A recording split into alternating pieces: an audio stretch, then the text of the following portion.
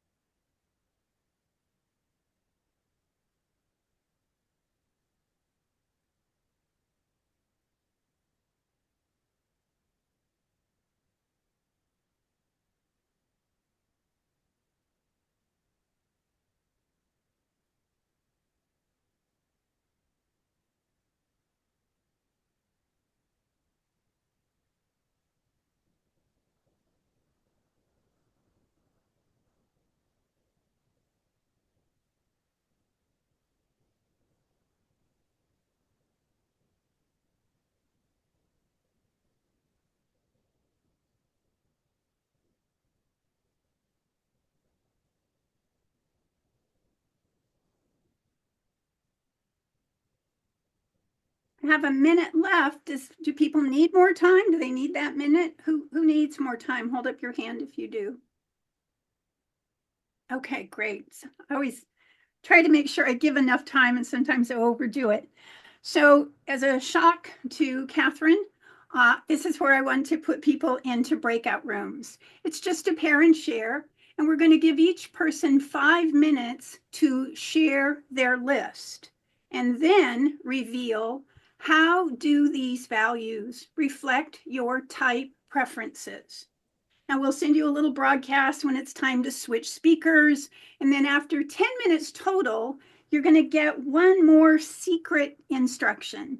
So please just trust the process. So Catherine, can you drop them into breakout rooms for 10 minutes? Yeah, okay. So I'm just trying to set up breakout rooms in pairs. So you should get an invitation on your screen to join a breakout room. I'm not they're randomly assigned. Right, I'm creating them now. So you should get an invitation to join a room and just click on join, and we'll see you back in 10 minutes.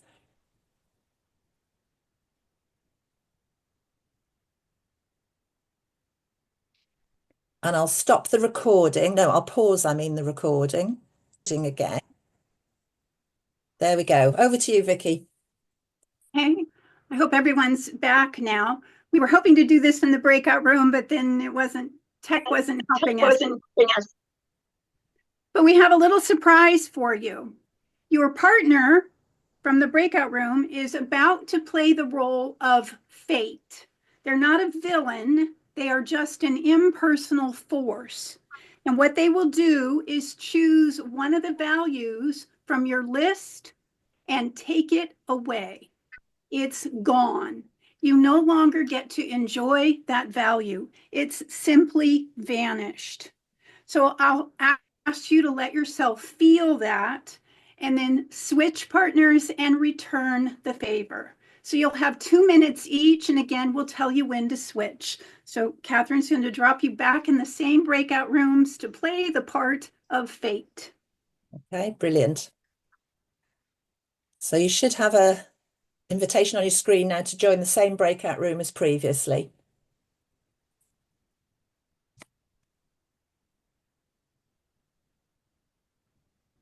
I'll stop the recording. Sorry, pausing again. So welcome back. And what we'd like now is for everyone to take about 2 minutes to reflect silent and capture some notes. And the questions we have is, how did it feel to lose that value? What emotions came up when it happened? And how did you want to react? I'll give you 2 minutes.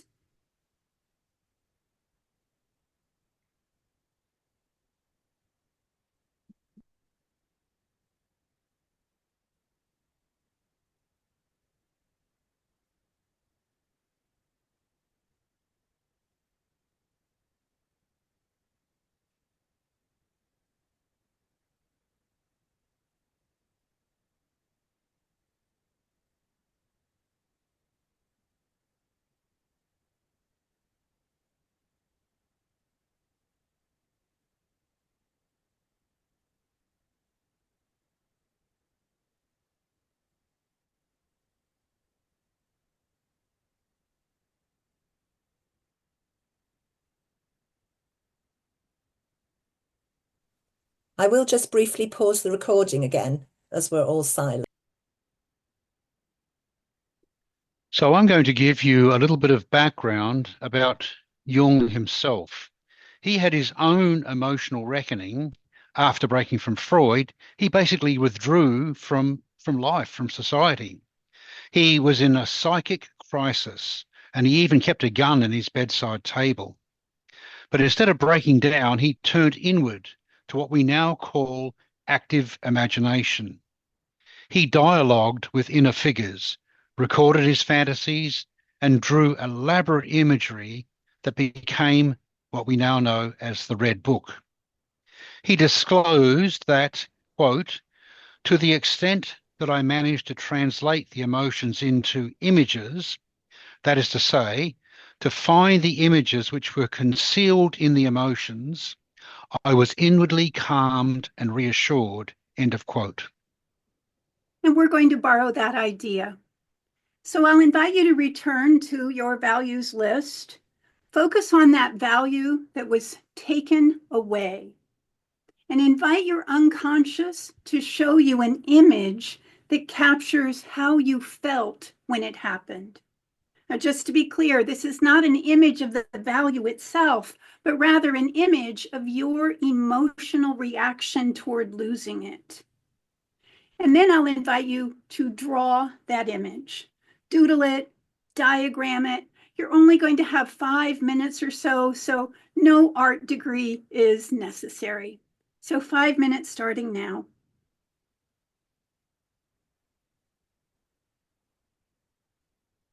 Silence. Okay, in that case. So what I like to do now is I always like to see what people have done, and this is my only chance to do that. So on the count of 3, I'll invite you to hold up your drawing to the camera, and we'll see if we can get a look at everybody's drawings because they're always so different. I love it. So here we go. 3, 2, 1. Show me your images. Oh, is everybody shy? Either that or you're on the camera thing, so I can't see them. I can see some. I think, Viv, you might have to hold yours in front of your body because it's getting lost in the... Oh, we've lost you now as well. Never mind. Yeah, there we go. Never Yeah, mind. great, great. Thank you so much. So now into the breach once more.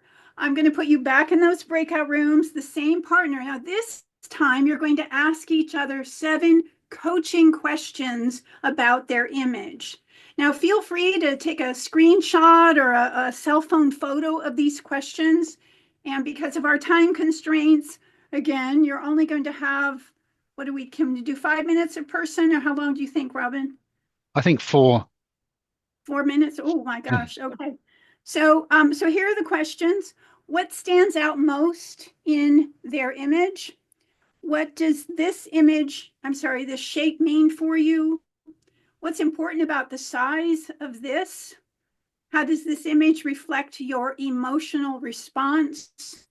What is this image asking you to understand or honor? If this image had a voice, what would it say? And the last question should be, what does the image know now that it didn't know before? So 8 minutes in breakout. Catherine, it's on to you again. Okay, I'm on that. And just a reminder, as Vicky said, take a snap of that because you won't be able to see this slide once you're in the breakout groups. So I'm opening the rooms now and you should get an invitation to join.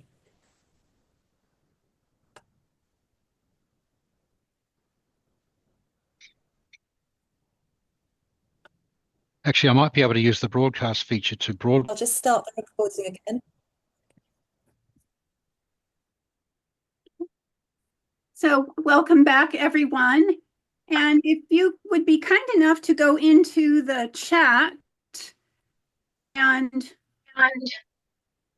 just let us know, how did that coaching affect your emotions? And if you could share one insight you may have gained about emotional intelligence, and just drop that in the chat for us.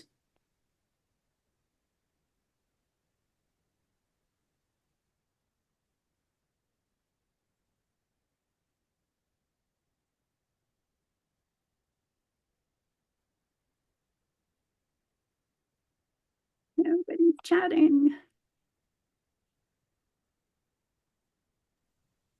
Quite deep questions, actually. I'm just reflecting. I haven't participated in this, and I'm just thinking, gosh, yeah, good stuff. I think it's the sort of question people need a minute or two to think about.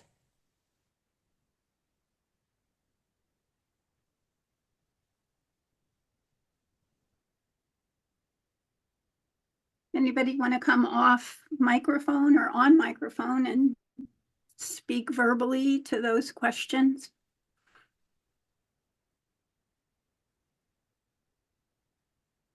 Here we go. Ron says it taught me to live that value more, or I get angry, anxious, and less caring. Nice. Trust is the insight that he gained. Great insight. Thank you, Ron.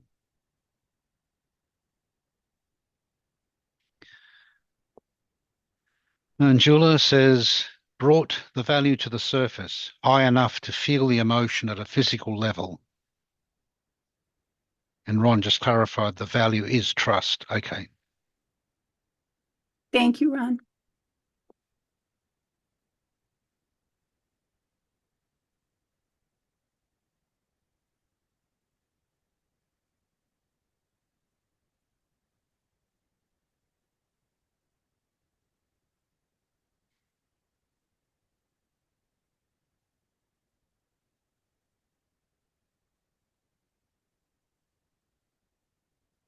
Viv says, my insight was that my life is in a swirl if I do not live it authentically.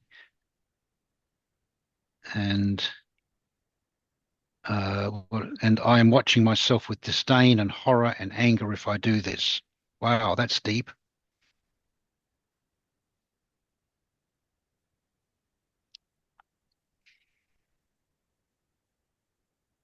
Okay, so I think at this point we're going to resume the lecture because we do have a few little wrap-ups to do now. So we've traveled a long way in this session, from functions to feelings, values to images, and while Jung and Goleman never met, we hope this session helped them shake hands through you. And here's a little formula that we are proposing, that functions are represented by values, which in turn evoke emotions, which can then prompt our emotional intelligence. As Jung stated, emotion is the chief source of consciousness. There is no change from darkness to light or from inertia to movement without emotion. So our pivotal point is that values provide common ground between these two modalities and thereby bridge them. It seems like there should be common ground, that feeling is over in the typology model. And of course, that seems linked to emotional intelligence. And hopefully we've disabused you of the idea that they are linked. It's a common misunderstanding. Instead, we prefer to see the underlying bridge in the domain of values. Furthermore, imagery and fantasy are tools that can be used to develop emotional intelligence, which is how Jung confronted his own dark night of the soul. Ultimately, our psychological type patterns describe our most important values, while emotions prompt and stimulate our emotional intelligence. Thank you for your vulnerability and depth today. We'd love to hear your questions, so let's open it up now for Q&A. What questions do you have? What comments do you have?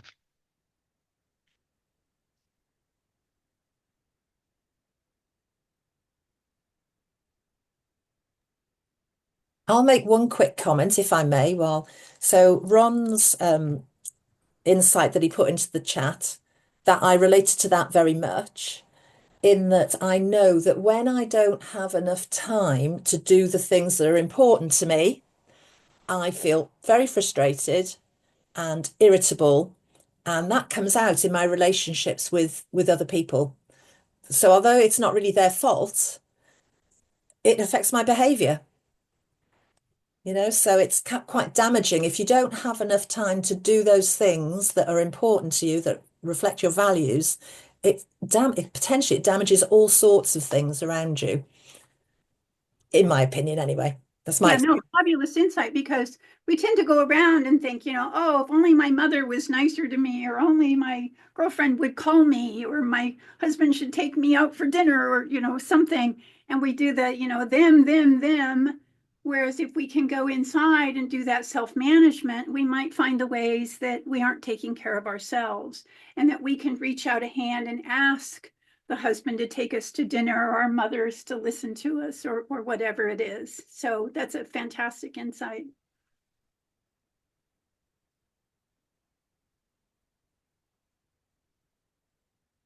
Any other comments? Or Ron, did you want to say anything to what Catherine said?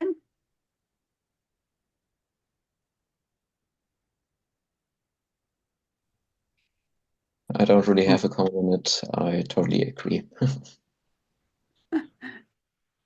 Well, thank you for sharing your thoughts. They're very meaningful for us. So just continuing on with the notion of psychological type being related to values, being related to emotional intelligence, I know that in my case, my auxiliary extroverted thinking is a value to me, that I value having things planned and organized in advance. And when things don't work out the way I expect, then it causes me distress, and I do feel an emotional reaction and an emotional response. And over the years with maturity, I think I've learned to cope with that and temper that with sort of having contingency plans and things like that. And so you could say that that's a way of me embracing my emotional intelligence and improving it by learning to cope with plans that go wrong. Interesting.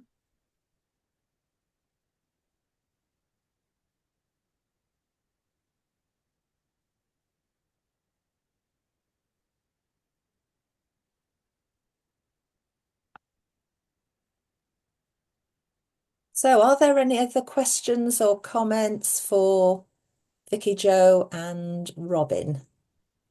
We've got a couple of minutes left rather. I know the next session starts at 15 minutes past the hour, so in just about 17 minutes time. So there's not long to join in the next one, but yeah, would anyone like to say anything else?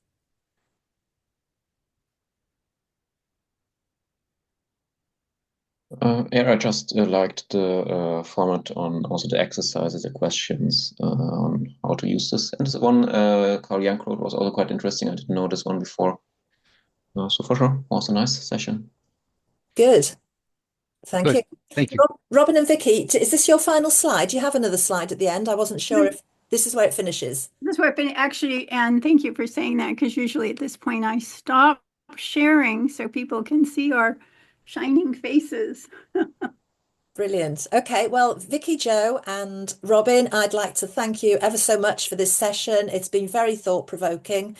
I wish I'd had time to be in the breakout rooms myself, but it certainly has already got me thinking, having heard other people's comments. So thanks ever so much. And, you know, the way that type and emotional intelligence is linked through our values is actually a fascinating area, fascinating insight. So thank you ever so much. And thank you, Catherine Stoddart. You were a great host for us, or hostess. And we appreciate, we know it was a little bit bumpy and we threw you in the deep end of the pool, but you did great. So thanks so much. Thanks. I'll stop the recording.